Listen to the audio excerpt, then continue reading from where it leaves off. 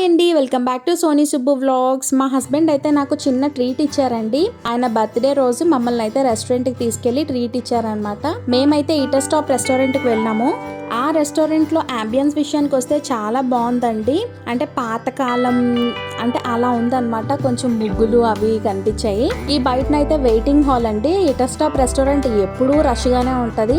అక్కడికి వెళ్తే వెయిటింగ్ కే చాలా టైం పట్టేస్తుందండి. యాక్చువల్ గా మేము వెళ్ళింది అయితే మండే రోజు అవడం వల్ల కొంచెం మేము తొందరగా వెళ్ళాము వీడియో తీసుకుందాం అని చెప్పేసి. ఇప్పటికైతే ఎవరు రాలేదు. చూసారు కదా, ఖాళీగా ఉంది రెస్టారెంట్ అయితే.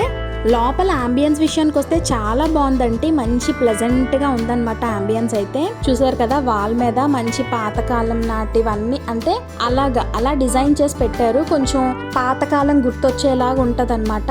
లోపలైతే మొక్కలు పెట్టారు కదండి. ఆ మొక్కలైతే ప్లాస్టిక్ మొక్కలు అనమాట.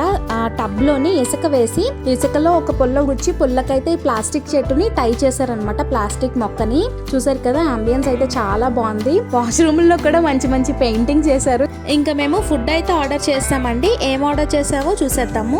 ఫస్ట్ అయితే మేము చికెన్ మాంచో సూప్ ఆర్డర్ చేసామండి. అది ఓకే, బానే ఉంది, మాకైతే నచ్చింది. నెక్స్ట్ అయితే చికెన్ డ్రమ్ స్టిక్స్ అయితే ఆర్డర్ చేసామండి. డ్రమ్ స్టిక్స్ బాగుంది, అది కూడా కొంచెం స్పైసీగా ఉందన్నమాట.